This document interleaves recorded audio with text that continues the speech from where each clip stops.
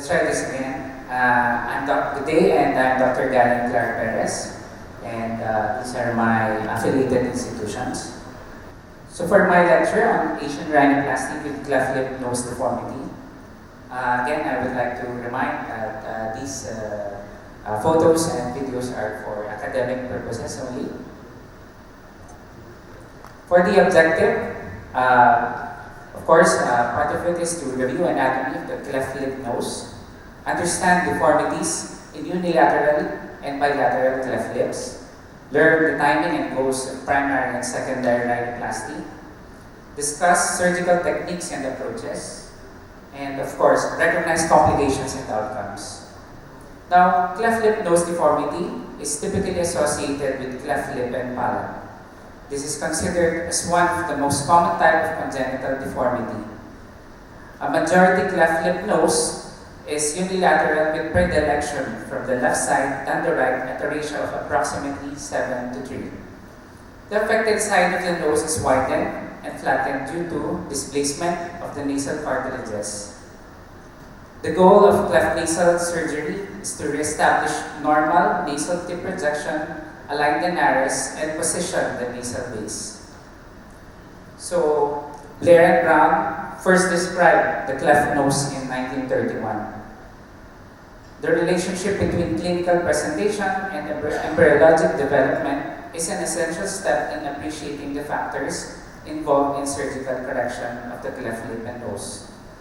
Deformational abnormalities are attributable to a combination of intrinsic and extrinsic factors, such as mesenchymal migration and mechanical stress.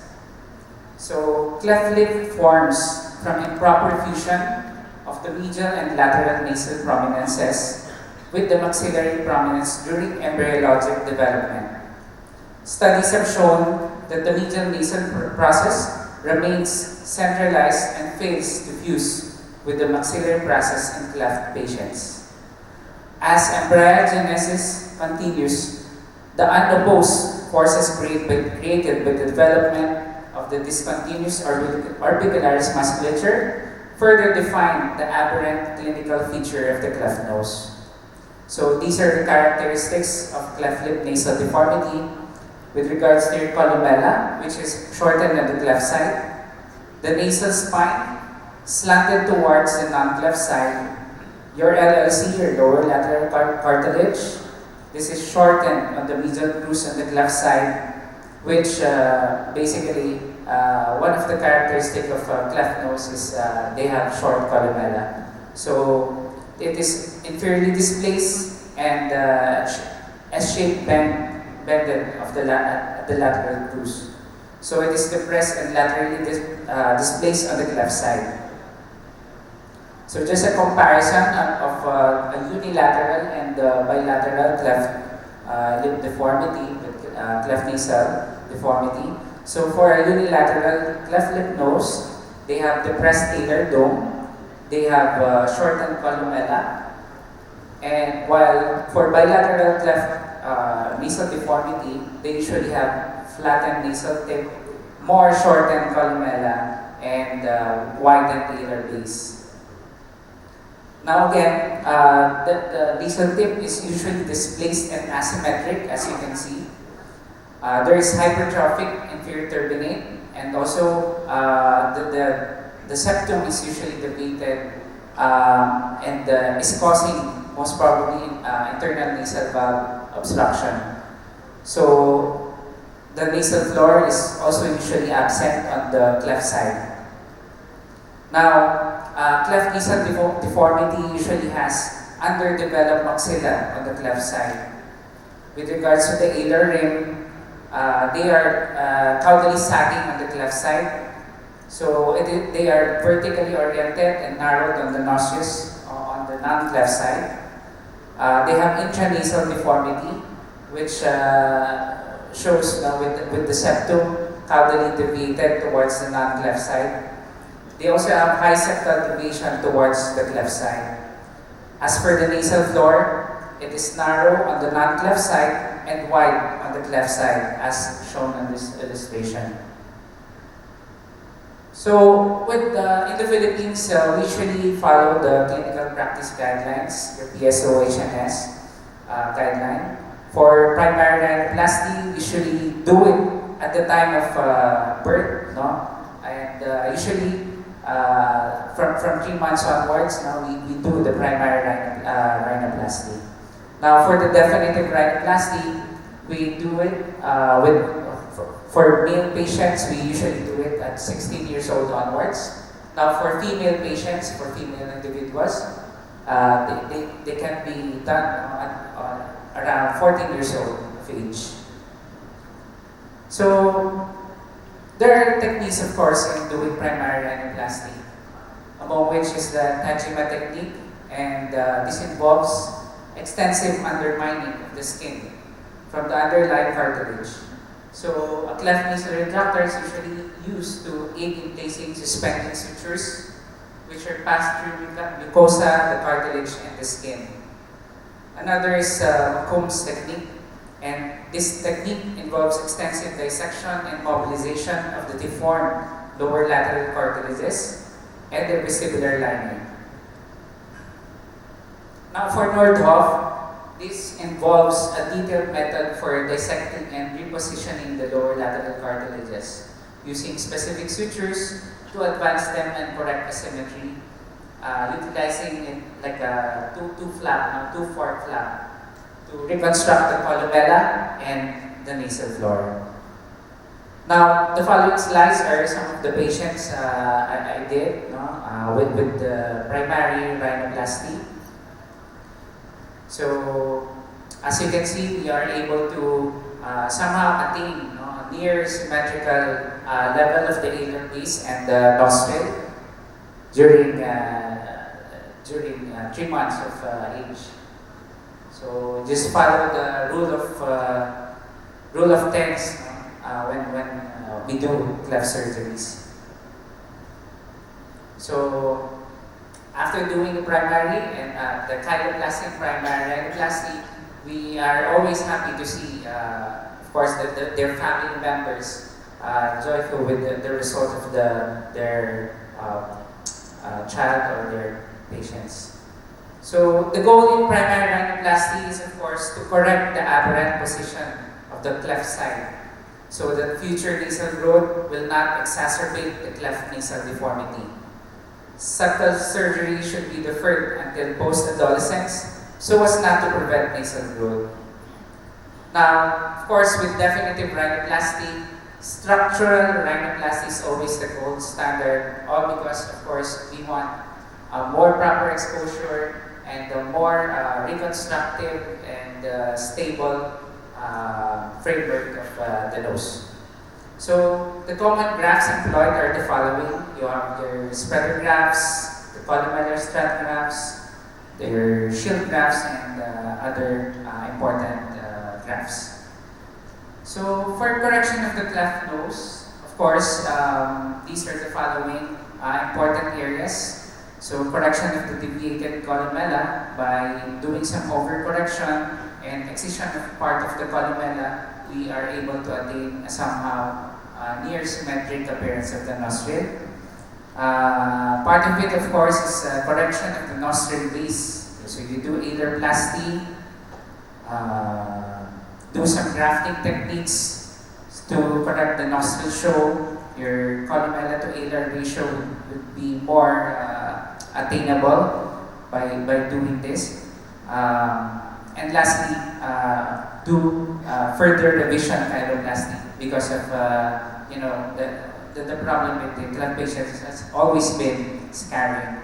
So you need to do revisions in this case. So this is a short video. When doing definitive rhinoplasty, we always do. Part of the routine is medialization. By doing septal translocation, we are able to medialize the septum. So put it in the center. So somehow we can project the tip even further, the nasal tip, and put some more additional graft to further project the tip.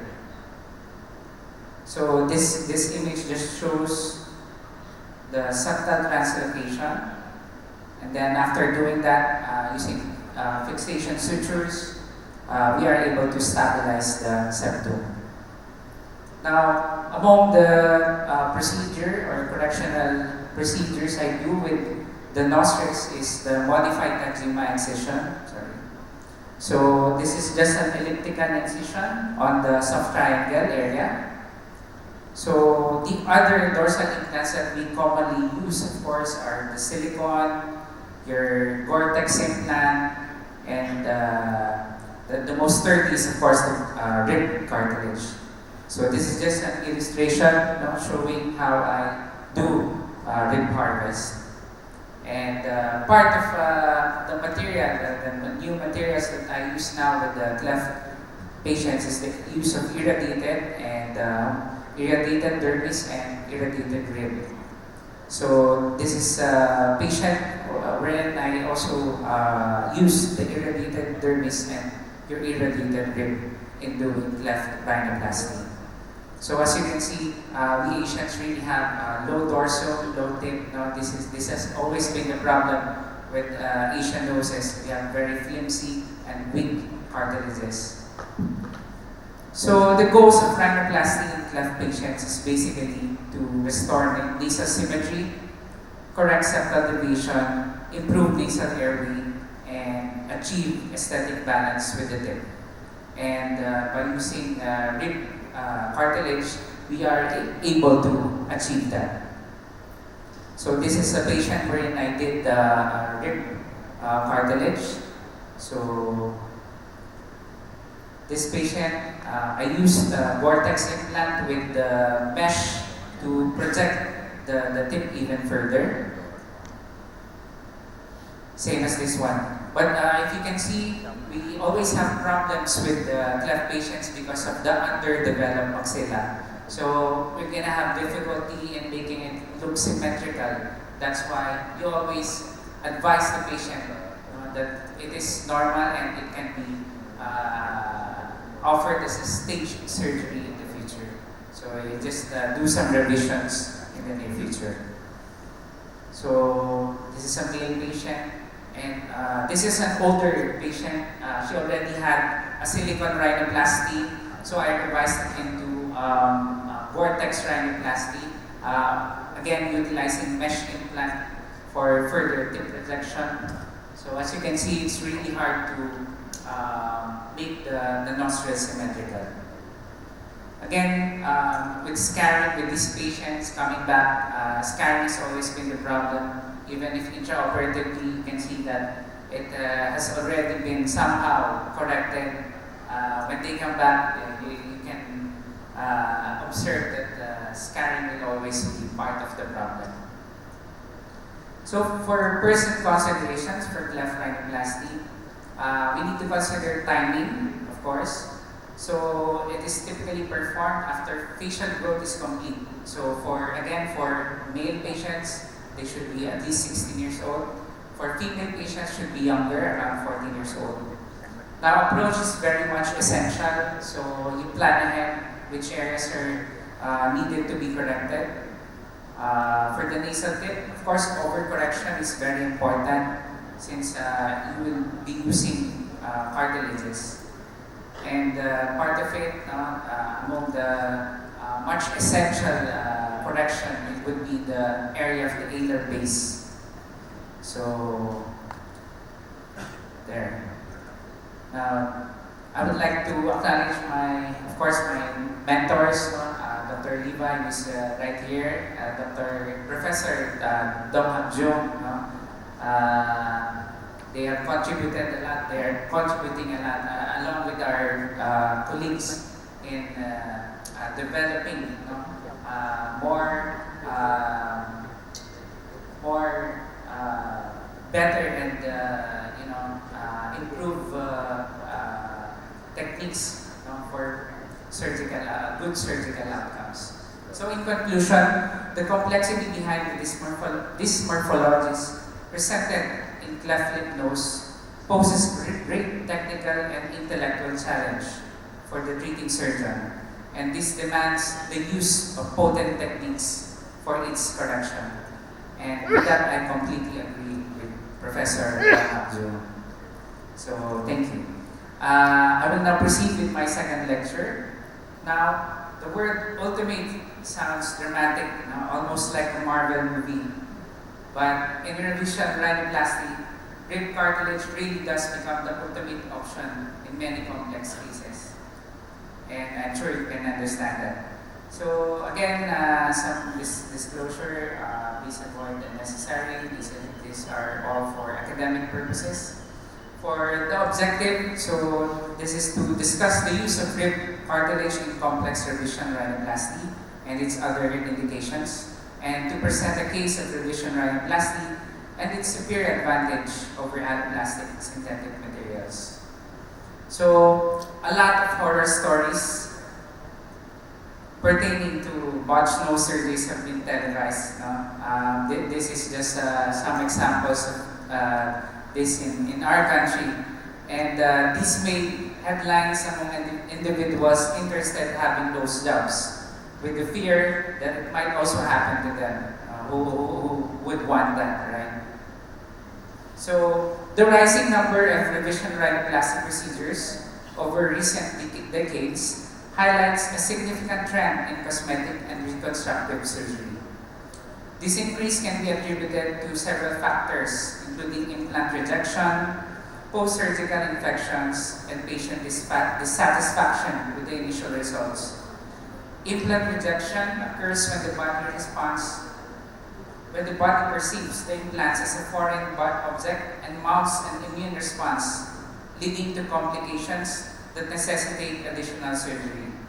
So infections can arise from improper post-operative care, surgical complications, further contributing to the need for revision. Moreover, patient dissatisfaction can stem from unrealistic expectations. Take note of the unrealistic expectations. And of course, part of it is communication gaps between the doctor and the patient. So that is really essential when we are prepping the patient for this type of surgery. Autologous rib cartilage is often considered the gold standard in revision rhinoplasty due to its practical and aesthetic advantages. One of the primary benefits is its robust nature, providing large, sturdy graft that can easily be carved and shaped to meet the specific needs of nasal reconstruction. So in Southeast Asia, silicone remains the most commonly used implant in rhinoplasty. And to be fair, silicone can work very well in properly selected cases. But when complications happen, revision surgery suddenly becomes more challenging. And that's a problem. So this is where rib cartilage becomes extremely valuable. Because in revision rhinoplasty, we are no longer simply augmenting, we are rebuilding. So why call it ultimate rib rhinoplasty? Because, of course, rib cartilage often becomes the final solution, the last reconstructive option, and the best achievable material in severely damaged noses. Especially in revision cases where septal cartilage is already depleted, auricular cartilage is inadequate, or the nose has undergone multiple surgeries. And at some point, the nose basically tells us, doctor, I need reinforcements now, I need help. So this is the time. Now, why rib cartilage? First and foremost, because of the abundant supply. So from 6 to 8 rib, you can harvest that. Unlike septal cartilage, we can harvest large amounts when needed. Second, the strength and durability. This is especially important in Asian rhinoplasty, where stronger structural support is often necessary. Now, third is versatility. The rib cartilage can be carved into spreader grafts, dorsal grafts, columellar strut grafts, and as part of your dorsal only grafts.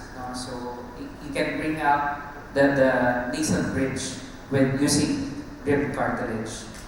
So The most important thing is this is already autologous. The risk of rejection is significantly lower. Now, of course, there is no perfect implant or graft.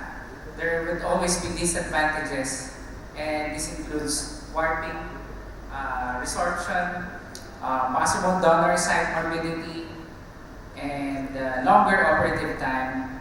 And let's be honest, the moment the patient hears the word rib harvest, they would suddenly fear, they would suddenly become uninterested. They would choose fillers rather than pain and possible scarring, right? But with proper technique and patient selection, complications can be minimized. So what are the indications? The common indications include revision rhinoplasty for patients with severe trauma, with saddle nose deformity, and congenital abnormalities like what I've lectured a while ago with cleft rhinoplasty. So basically, when the nose lacks structure, rib cartilage gives us the material needed to be reconstructed properly. What are the anatomical considerations? When harvesting rib cartilage, anatomy is critical, and the usual harvest site is a 6 to 8 rib. We must carefully avoid pleural injury and pneumothorax. Technique matters greatly because improper harvesting increases pain, chest wall complications, and graft warping. In rib rhinoplasty, harvesting is not just about obtaining cartilage. It is about obtaining good cartilage.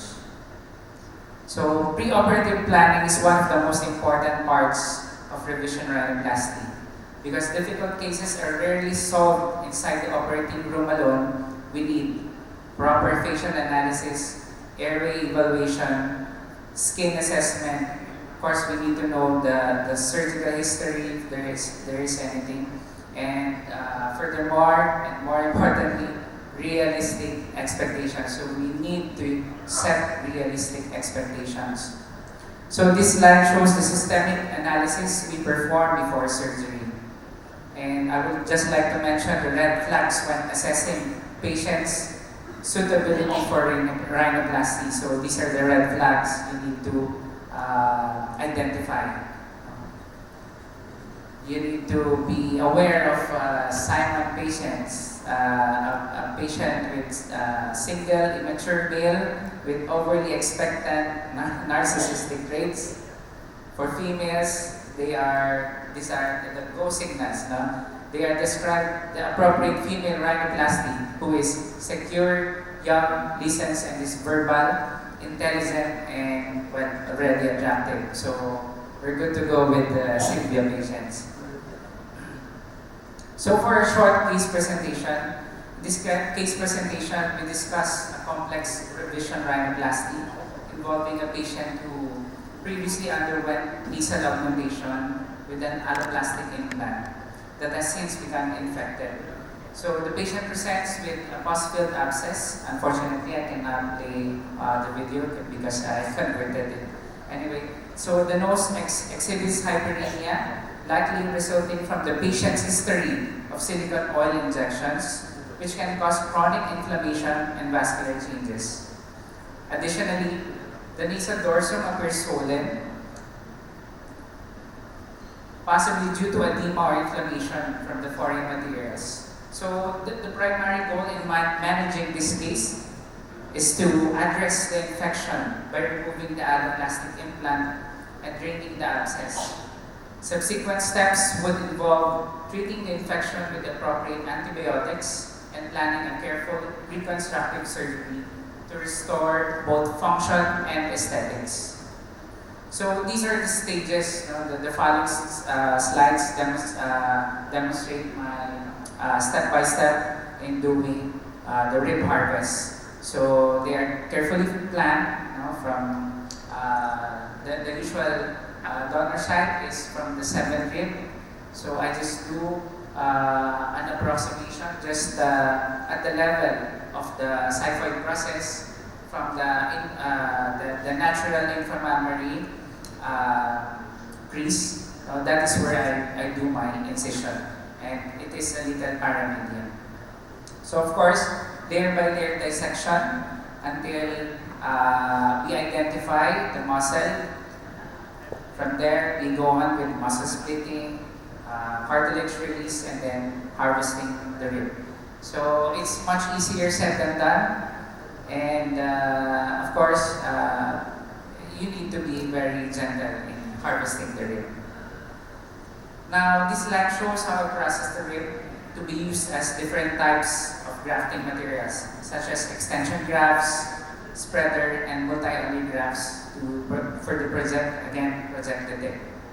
So you can see how reliable and sturdy the grafts are. Hence, you can shape them with your needed structural graft based on your pre-assessed existing condition with the patient.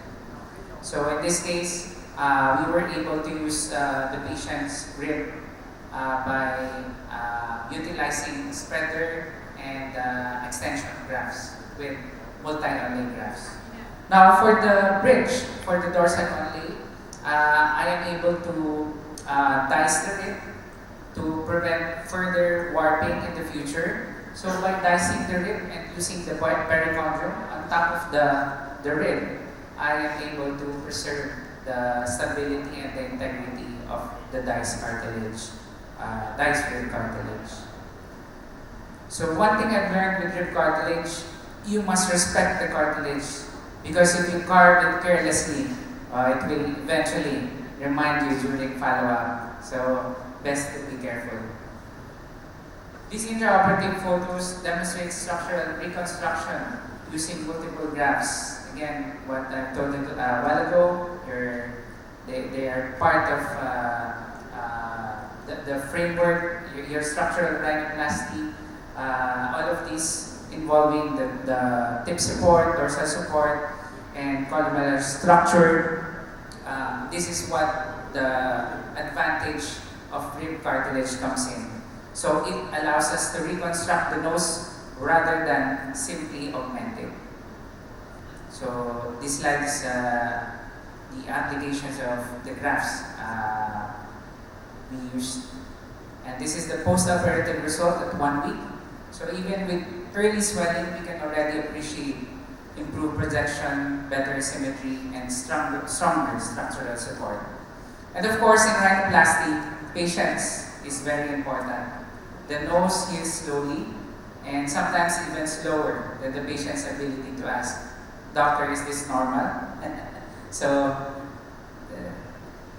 patients are very anxious all the time. So again, these are the common grafts in revision cases. Each graft has a specific structural purpose. Good rhinoplasty is not random carving. It is controlled engineering. So for additional soft tissue coverage, we can always rely on the fascia, and the perichondrium can be used to promote cartilage regeneration and graft integration, as mentioned a while ago by Dr. Liban and Samuel.